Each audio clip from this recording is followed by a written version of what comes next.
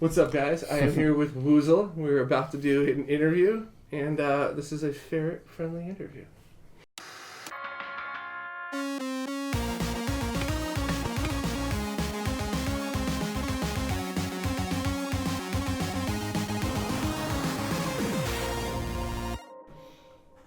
What's up, guys? I am here with Woozle, live in lab.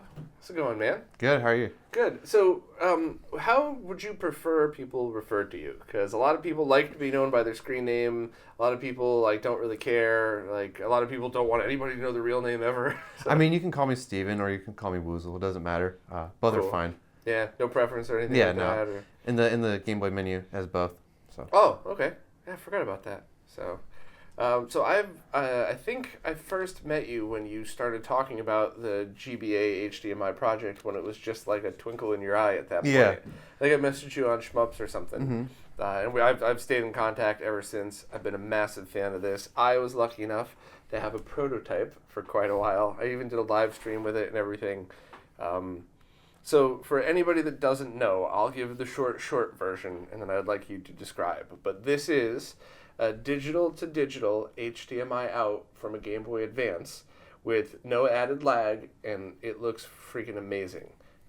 Is that short overview the way you would describe it? I mean, yeah, it's pretty much correct. This little circuit board in here hijacks the LCD screen signals and converts it to HDMI, and it replaces the screen module. It also adds a Super Nintendo controller port. So it's just a little kit to turn it into a full console. You get a controller and video output and power. So when you say it takes the signals from the LCD, so is it essentially taking whatever... actually, what is the format called for the Game Boy Advance LCD? It's not LVDS. So I'm not sure any specific format names, but it's 15-bit digital RGB with H and V sync and a pixel clock, and so it all comes down a 40-pin ribbon, and I just, instead of plugging that into the screen, I just plug it into my board. So, that's actually a better explanation than I was thinking of. So that same ribbon cable that would plug into the LCD screen plugs into your device, essentially now then doing the translations. So you do this with an FPGA, right? Mm-hmm. So how exactly is it literally just a mathematical translation of signals? But how do you deal with everything else? Because correct me if I'm wrong, but the Game Boy, Game Boy Color, and Game Boy Advance don't output an exact NTSC or PAL refresh rate.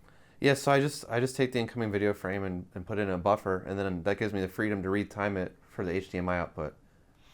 So you say put in a buffer.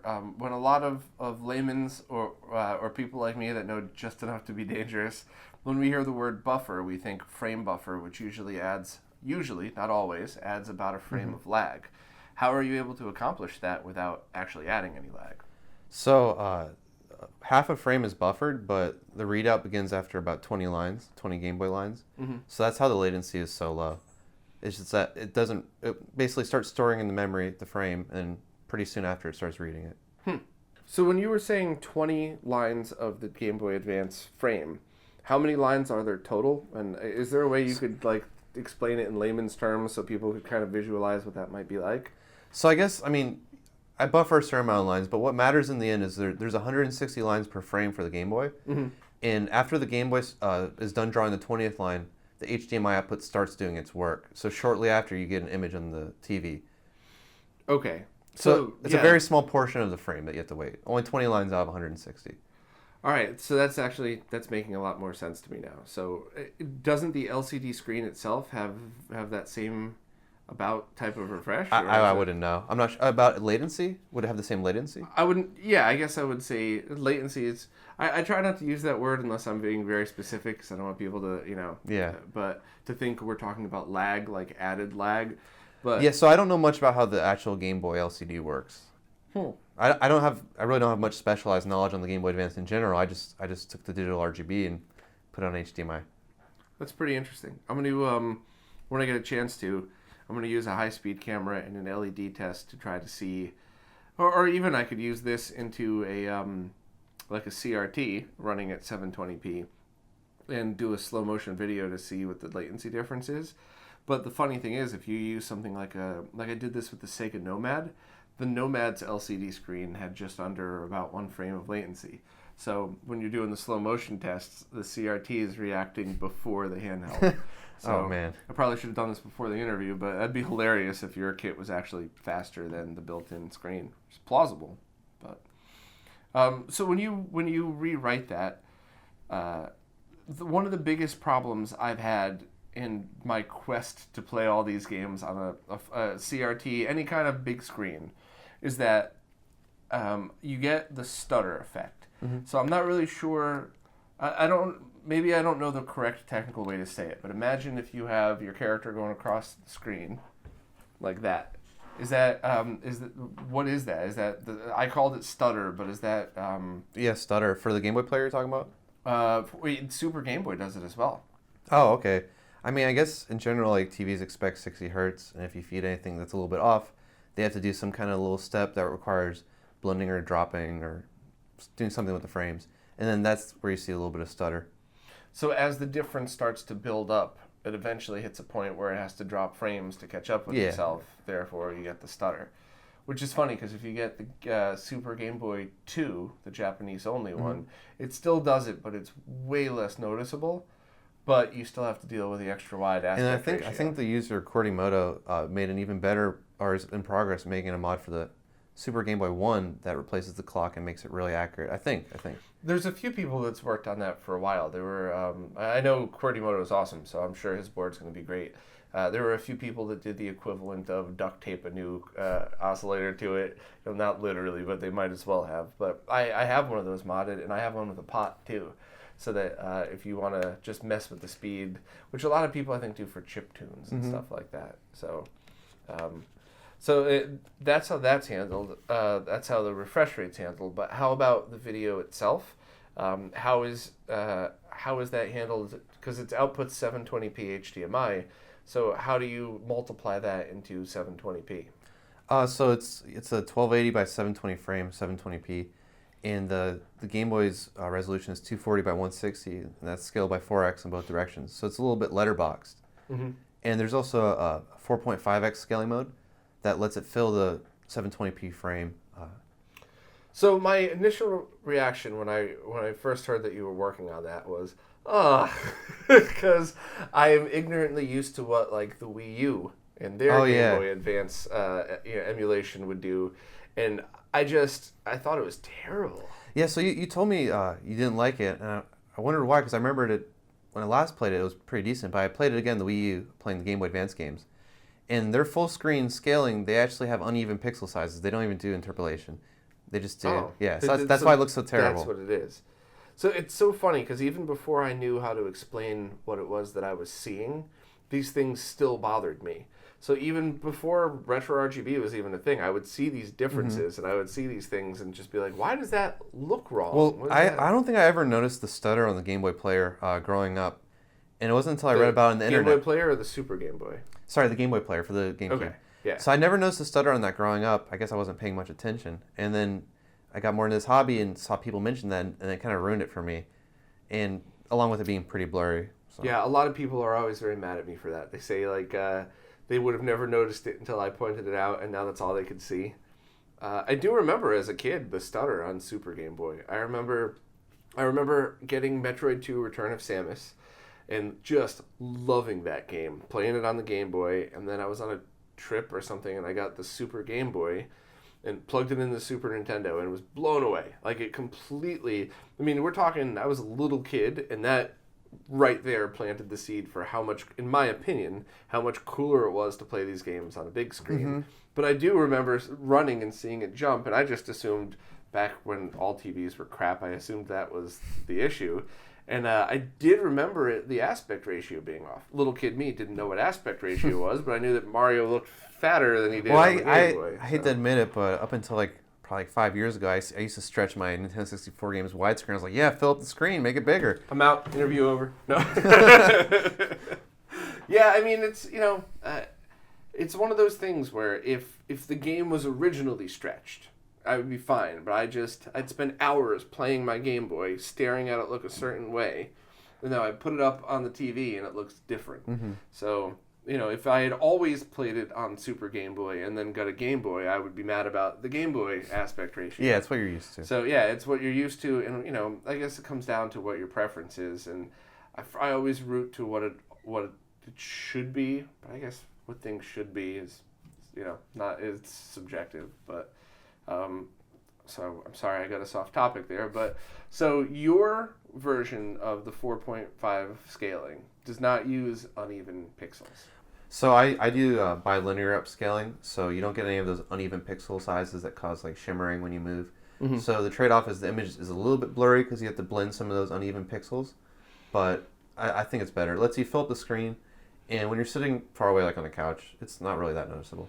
And it's selectable in menu? Yeah, so you can change it. And you can change it on the fly. You don't have to reboot the game or anything. Yeah, no, you don't have to reboot the game. You just open up the menu and change the scaling, and you can save it. So if you want to always use 4.5x, it'll automatically load that at startup. That's awesome. I love having choices like that because for whatever reason, my eyes see sharpness. I don't see things like color blending as much. Solid colors and sharpness. My eyes see. And there's also No, keep going. There's also a 5x scale, and that's meant for Game Boy and Game Boy Color, but you can use it for the Game Boy Advance to basically cut off some of the image just to make it even bigger. I didn't know that you had implemented 5x in this. It's been from the beginning. It's just like you end up losing quite a few lines on the top and bottom. Yeah, it would be very game-centric. So I've noticed for Sonic Advance, you don't really need to see the bottom of the screen because it's mostly like the wall that you're running on. Yeah. And so it's kind of cool because it's really sharp and it makes it a lot bigger.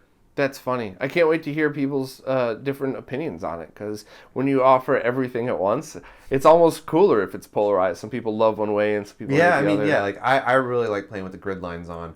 And yeah, let's talk about that because holy crap was I blown away. You have two different types of scan lines and different intensities of each one. Yeah, so it's just basic scan lines, the horizontal ones. And then grid lines just takes those basic horizontal scan lines and adds some vertical scan lines to it.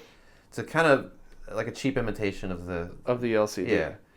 So when I was playing with it, I found myself I couldn't stop changing. Yeah. Because I was playing one of the Castlevania Aria of Sorrow, I think, and it just it looked perfect on my 4K TV. I was loving it, very happy. And then I'd throw on the scan lines and I'd be like, it kind of looks like a Super Nintendo, but at the same time, I get a little weird about my fake horizontal scan lines. Yeah, I'm not the biggest fan of the fake horizontal ones. Yeah, because it doesn't look like especially a CRT. on Game Boy games. I think it's called dithering patterns. They use a lot of those little checkerboard patterns. Right. And I think horizontal scan lines look really bad on those. Whereas the grid lines, I like them on those. Yeah. Now the grid lines made it look like I was looking at the Game Boy Advance's screen. So I kept toggling between that one and nothing at all, and I don't know which one I like better. Even on the same game, I was playing half of it with one, half of it off. It was awesome. So how are both of those implemented? It didn't look like a basic overlay. It looked like you actually drew them between lines. So I guess you could just do you could just turn off every other line or turn off certain lines completely, but I just reduced them a little bit. But basically take their intensity, multiply by 0.75, reduce it a little bit. Okay. So the placement of them too, is that yeah, so I think I haven't looked at the code in a while, but for 4x scale I'm pretty sure I dim the third and fourth lines. And then for 5x scale I dim the fourth and fifth lines. Cool. Yeah, that is very awesome. Now, one of the other things about this is all of the different colors and the color palettes. Can you talk a little bit about how that works?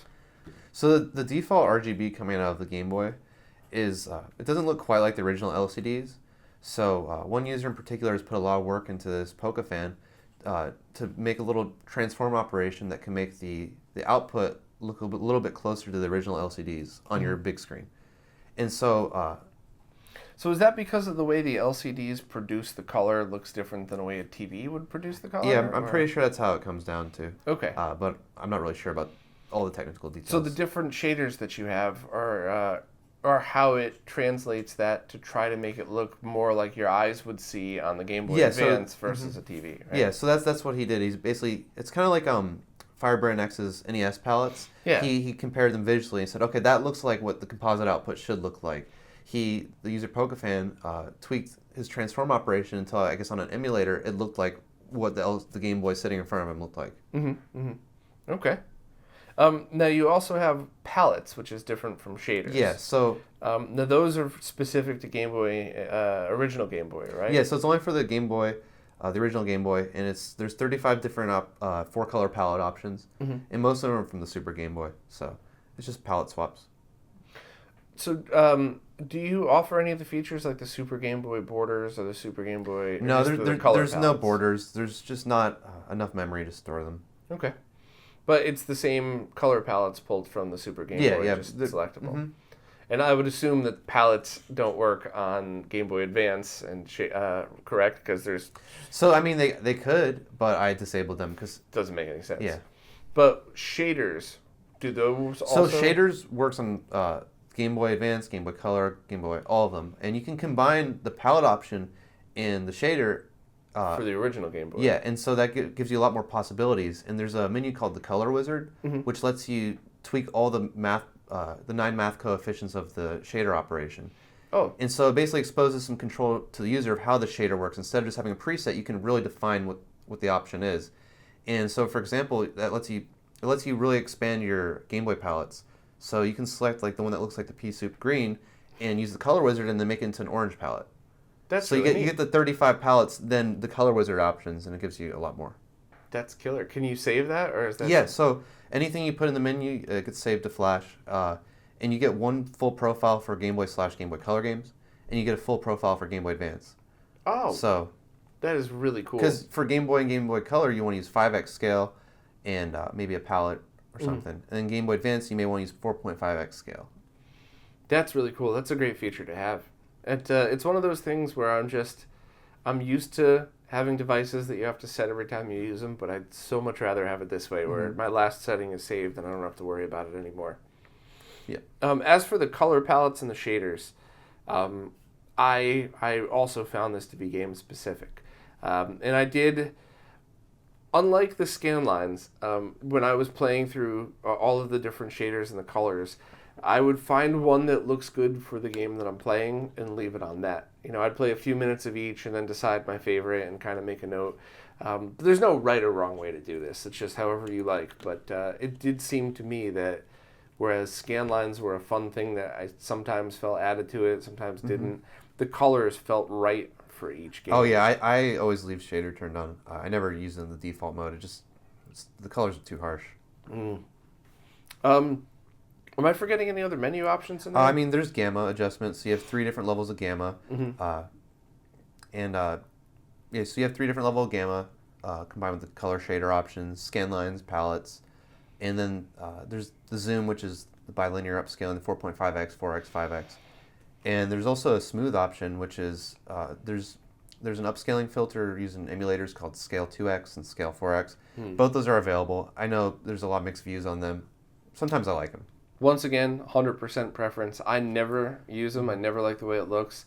I have friends that are equally as picky as me with this stuff and love them. So it's, once again, phenomenal that we have a choice and you didn't just stick us with one or the other. I added it mainly because people coming from the Wii U have the smooth filter of the Wii U, but it looks terrible. And I don't want to hear them say, oh, but the Wii U can smooth it. Well, there's a smooth option here, too. So the other thing that I personally felt was a game changer was that, let me grab the production version, not the prototype. So you could still, with, and I'll of course be having a review and close-ups of this, but the power and the HDMI come out the top, and you could use this as the controller. So there are some games that maybe feel better with this. There's some things that really Kirby's Still and Tumble. Oh, yeah. Yeah, exactly. Advantages for using the Game Boy Advance itself, but it also has the Super Nintendo connector, which I just think is the coolest thing that is such a game changer. Selfishly, that's my favorite controller, but also just it makes it really feel like a console game when you play it like that. So for Game Boy Advance, Game Boy Color, are you able to select which buttons are B and A, so people that want them both on the side? So I have a controller right here. So by default, A is mapped to A, and it's also mapped to Y. So these both work as A, and these both work as B, and then you're able to reverse it. So you can through software or hardware? Through the on-screen menu, you can do A/B swap. Oh wow! So Okay. you can get like any little combination you want on the. The prototype didn't have that. Yeah, no. Look at you with the features. That's killer. Because there are some games that, like Castlevania, you're able to switch it in the game menu itself. But it was really hard for me to play with the the A button on the side. Yeah, I was being really stubborn about the button swapping when you mentioned it to me several times, and it wasn't until I think Firebrand I'm X. such a pain in the ass. Firebrand X recorded some footage, and I saw him like getting frustrated. I think with the not being able to swap it, and then I started to realize, yeah, it's pretty bad. My original thinking was, oh look, it's kind of like horizontal, like on the original Game Boy, but even on the original Game Boy, I wish they were placed that way as well. Exactly. So, shouldn't continue bad design. Yeah, so it's that is phenomenal. It makes all of the games easier. Well, in my opinion, at least, easier to play. And I can't wait to revisit some of the other games, like shooting in the Metroids. Like I think the Game Boy Advance wide like this is very comfortable, at least my opinion. Whereas the SP, my hands kind of cramped a little bit, but the shoulders are still a little bit awkward, in my opinion, for my hands compared to the SNES controller. So I think that's I think that might be a big thing for certain people. Mm-hmm. And it also it works with the 8-bit DOE retro receiver, so you can plug that in and use their wireless Super Nintendo controller. I've used it with the Switch Pro controller and the Wii U Pro controller. So very cool. I don't think it'll work with some of those other weird Super Nintendo controllers, but hey, it works with the default one and the 8-bit DOE receiver. So yeah, gives you some options. So we have the controller options. I'm trying to think of a basic overview of this. So your average person, you would install the kit. I read through the installation instructions, and it seemed like it was as easy as adding the ribbon and then soldering the points for the controller. So I mean, there's about 20 solder points involved, but you have a little solder board. So the main board has 2 ribbon cables connected to it. One's the video cable, and the other cable's for all your controller signals and power and clock. And so you solder all to this little board, then plug it into the main board, and you're good to go. So the reason I broke out the solder points is if you mess up this board, it costs a couple bucks to replace versus messing up the main board. That's a very smart idea. And let's say I come out with a different type of board in the future, maybe some different type of output. You don't have to reinstall your solder. You don't have to resolder it. You can just, that's great. You can just plug in the new board. It takes about like 10 minutes to swap out, not even. So when the 2021 4K edition exactly, comes out, exactly. we could, that's awesome. You don't have to have it remodded. So what is your background in getting into this? I mean, do you work on FPGAs during the day? Is this like a thing? So I did my undergraduate school in electrical engineering, and now I'm getting my PhD in electrical engineering. And about halfway through my EE degree, I took an FPGA class, and I did a final project for that class, converting the Game Boy to VGA. And then I just got more and more into it and working on these projects. And for my PhD research, I do FPGA related research. So that's most of my interests are related to that. That's pretty cool. From what I've been told, doing a VGA out of a Game Boy, while it's not easy, it's infinitely easier than doing something like this. Yeah, so I mean, the Game Boy, I think the original Game Boy is 2 bits for the pixel data. So you have 2 bits for your pixels, and then H&V sync and a clock. So you only have to solder up like 10 wires, not even with power and buttons. And somewhere around that. But yeah, so it was pretty easy to get going, and there's some decent resources on the internet to do the Game Boy, because I think someone goes by the Longhorn Engineer. He has a website. And he has some Game Boy to TV adapter timing signals up, and that was helpful back then. So I guess what pushed you to do that original project with the VGA Game Boy? Were you just a gamer and thought it'd be fun? So the original class project wasn't super interesting. And it was a good project, but I wanted to do something more hands-on. And my senior design project was trying to make an upscaler, which didn't turn out so great. But I figured, in the downtime from the senior design, I could still keep practicing my FPGA skills by making the Game Boy adapter. So it was just like a double whammy: work on the Game Boy for class, and it feeds into the senior design project too. Very cool. So nowadays, when people hear FPGA, It's some people will call it the new buzzword. There's a lot of misinterpretations of what it is, and I don't blame people for that. But one of the things that people seem to get wrong is that they hear that you have an FPGA HDMI out for a Game Boy Advance and thinks that means you have a core, an FPGA core for the Game Boy Advance. No, I wish. Well, what would that even entail? I mean, you'd have to reverse engineer some of the main chips on that, right? I mean, yeah, I wouldn't know where to start with that. I know you'd have to basically take care of the one main chip that does all the processing, and then there's a memory chip. I mean, there's not really much else to it. It's just a matter of it being 32-bit and all so that the stuff. memory chip, if it's a off-the-shelf memory chip, which it looks like it is, that's probably easy. But the other chips, well, not easy. Yeah, that's the ARM chip. Yeah, the ARM chip is the thing that's probably going to be very hard. And yeah. Yeah, I mean, I wouldn't know where to start with it. That's why I got the Mister board to try to get my feet wet, working on some retro cores and things like that. Cool. Have you had much time with the Mister? Do you have any thoughts on that so far? I haven't really touched any of the Mister code. All I did was I set up the programming environment for the DE10 Nano, and I made an LED glow and stuff like that. I didn't really do anything fancy with it. No, that's cool. Because I'm used to using, there's two big FPGA companies, Xilinx and Altera, Mm-hmm. and I always use Xilinx, and this is an Altera board, and so it's kind of a new dev environment for me, so I was just trying to learn my way around that before I get into any possibly bigger work with Mister. So as you look at that and as you see, I know you've only just started working with it, but from somebody who's coming from a different background, do you look at that and see different potentials than just loading retro cores on it? I mean, what I would love to see is a little circuit board that goes on it and is like an OSSC front end, so it can digitize your RGB signals. Is that even something that could be done with the DE10 Nano? I mean, you'd have to create a little plug-in board that digitizes the analog RGB, but it has plenty of internal memory on the FPGA and has a little memory chip on there, so you could probably do some pretty decent upscaling, and it has a 1080p HDMI transmitter. So the hardware that you would need is direct analog to digital conversion. Mm-hmm. So just no processing, just take that signal with just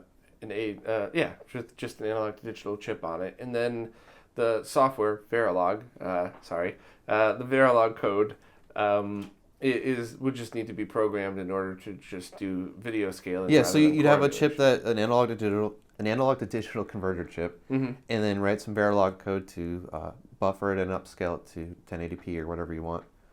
That's pretty killer. Renee, get on that board for us, please. That's really neat. So that's, one of the many reasons I love the community-based projects and stuff exactly like that. And that's why a lot of purists still bust my chops when I talk about how much I like the Raspberry Pi arcade gaming. Mm-hmm. Because yes, 100% you can get a full-powered PC that runs better. But everybody programming on those Raspberry Pis has ended up with so much cool stuff. And I really feel like the Mister project and the DE10 Nano has the potential to hit that. And just by your idea alone, it's kind of, I mean, yeah, other people have definitely had this idea. And I think even in Renee's Discord, they did talk about making a little ADC plug-in board. I know this is not the scope of this conversation, but I have friends that will hate me if I don't ask this. What about the opposite? What about a downscaler? Something with like a 480p input, cutting it to 240p? So, the HDMI port on that's output only, so you need to somehow have a circuit that can take an incoming HDMI signal. But what about like VGA? Could you do an analog input VGA and then have that go through? So there'd probably be enough pins to do an analog to digital converter and then another digital to analog converter. So VGA in, RGB out at a lower resolution. Because I think there's two headers on there, and I think they each have 36 pins available. So 36 pins on each should be enough to have the VGA input and then RGB output. What's funny is the reason I bought an Extron Super Emotion and the reason I got excited about downscaling was because the Game Boy Player software didn't support 240p. It only supported 480i and 480p. And then when first, I believe it was EmuKitted, added 240p support to Swiss. Mm-hmm. And then, of course, Extrem's software allows you to just output in 240p. So I know if people are going to be throwing their phones out the window when they hear me say this, but I sold my Super Emotion after that happened because that was my That was my main reason for it. But I know a lot of people that do things like Xbox 360 games that already has the VGA output. Yeah, like I would like to play, I think it's Cuphead. Yeah. I'm not sure if that's available on an analog format, but I'd like to play that on the CRTs because it looks like it's meant for it. Well, I believe you can play that through a PC, right? Yeah. So there's always ways to do that then on the PC. You could force 240p modes, assuming it doesn't crash or anything like that. But yeah, it's I love the different potentials you could have with this whole thing, in different ways to interface it. I'd still love a 4K upscaler. Yeah, me too. I mean, I know this is a little ridiculous, but how far away are we from the chips that could allow for a 4K Game Boy Advance HDMI? I was obviously joking about the. I'm pretty sure there's already some chips that do. I mean, there's chips that do the 4K upscaling or all that stuff, but I can't get access to them. Yeah. So I don't know how long it'll be until people like me can do that kind of stuff. Yeah, I should have rephrased the question. How long until it's available and cost effective? Because I'm positive somewhere in the planet right now we could add 4K support to this, but if it's $700 a unit, no one's going to want it as much as we all like the scaling. So I mean, even if those, so I'm not sure when those chips would be available to people like me, but even if they were available, they're probably going to be in really dense BGA packages. And, you know, the type of boards I order, simple 2-layer boards, 4-layer boards from Osh Park, I don't even, you know, the complexity goes up so much. You know, you have the crazy 4K chip and the board to go with it. Yeah. Yeah, that makes sense.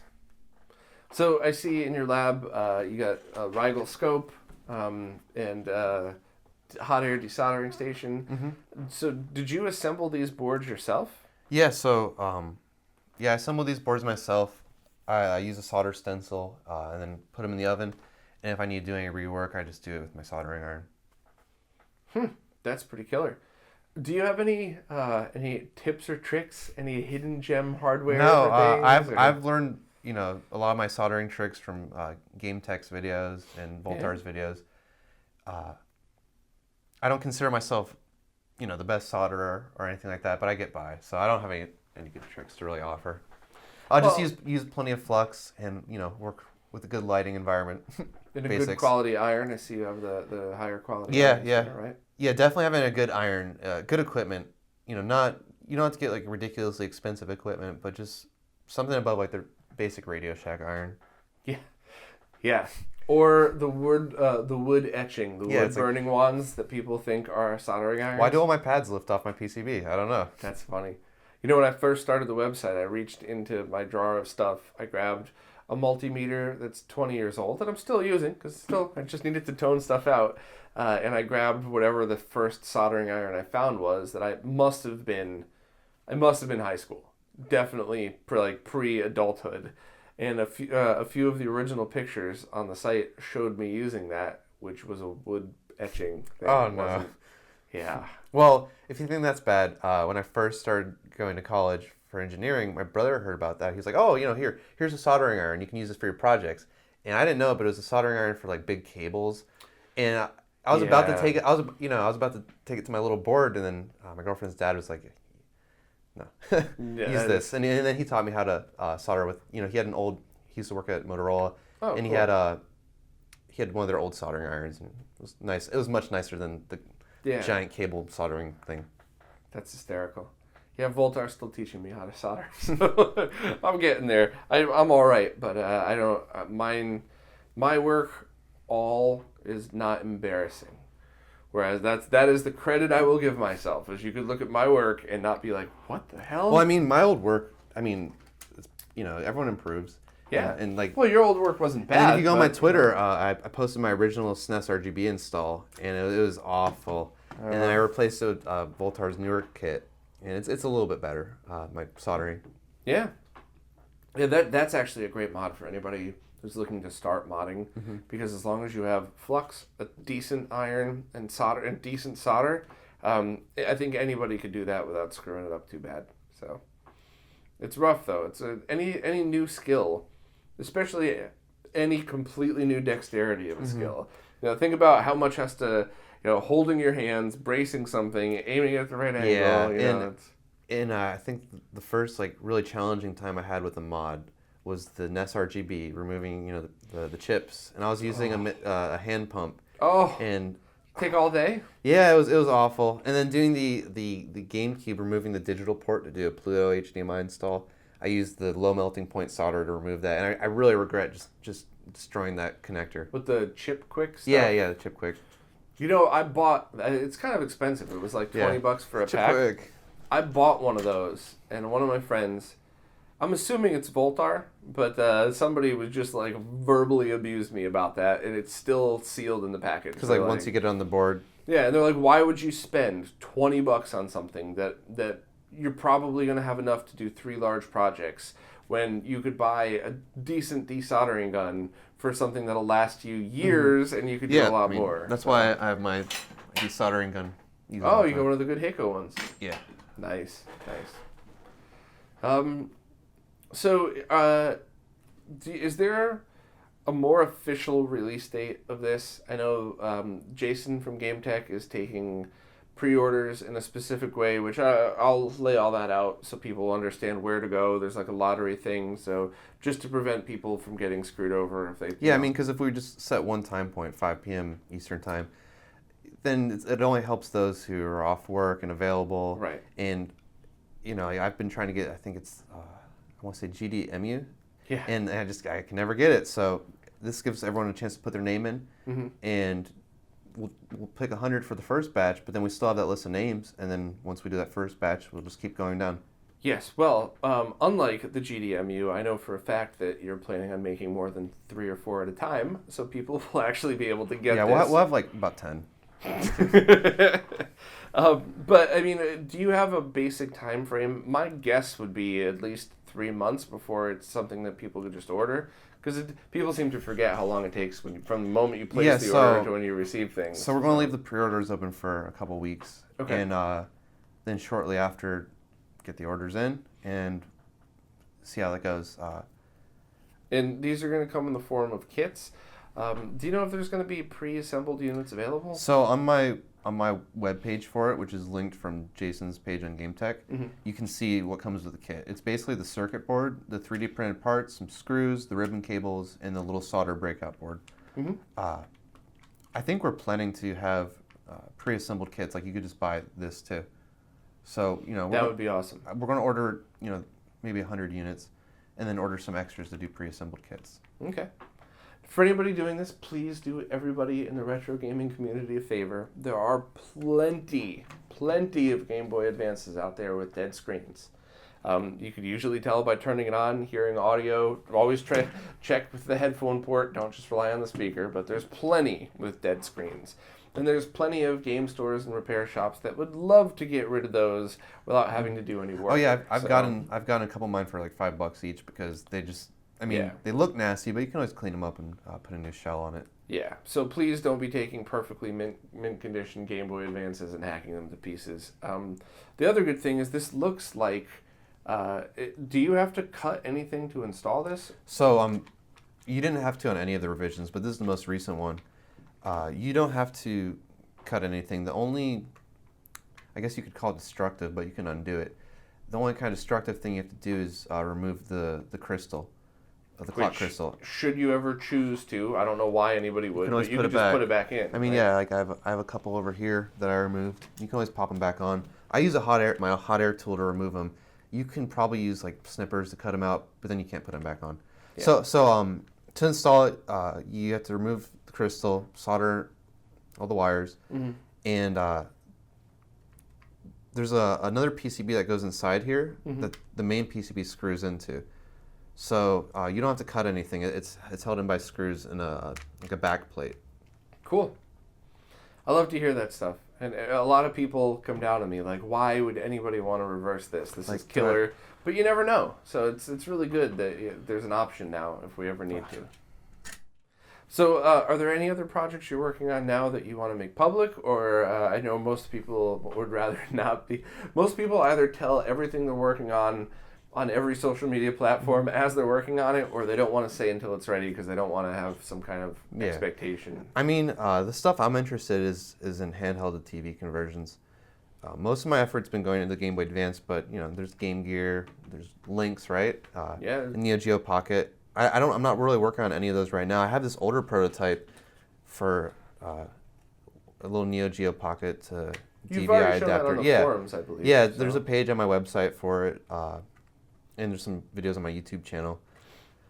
That's cool. It's just I'm trying to put all my effort into finishing this one, finishing it right. Well, realistic expectations. You're one person with the help of game tech, and that's it. So, you know, there's only so many hours in the day and only so many projects, funding, all that other stuff. You certainly don't want to be one of those people that takes an unrealistic pre-order and then doesn't, you know, I can only imagine the stress of that. So, yeah, I get I it. don't. One thing at a time, do your thing, get those out, then work on the other products. But, you know, just by being here in your lab and checking things out, it is very cool just to see that you obviously have plans on other stuff. And you're definitely one of us as it comes to retro gaming. You know, I'll make sure to show footage of the cool stuff. But, you know, 2 PVMs, all the great consoles, Genesis, SNES, Extron Crosspoint, all the ridiculous stuff. Yep. So it's good. An XRGB 1 and a FrameMeister and an OSSC sitting on top of each other. I got to get footage of that just for the badass factor. Tower of Power Part 2. There you go. I love it. So that's pretty cool. Oh, how could I forget? Of course, the oven to bake your boards. My overkill little oven. It's a Raspberry Pi in there, right? Or an Arduino? It's an Arduino board. Ooh. It's the Controlio 2 reflow oven kit. It's a little kit that has a controller and some relays, and it's pretty nice. I like it. It gets the job done. All my boards come out pretty good. That's awesome. I wish one of these days when I move out of the city, I'm going to have a real person-sized place, and I'm going to have all of that. Even though I probably will, it'll take forever to learn how to set that up correctly. It took me a couple days to build it, and I can't run it inside or anything. It has to go out back when it's running because it stinks. Yeah, it does. Yeah. I always have exhaust fans that I put in the window when I'm doing desoldering. Oh, yeah.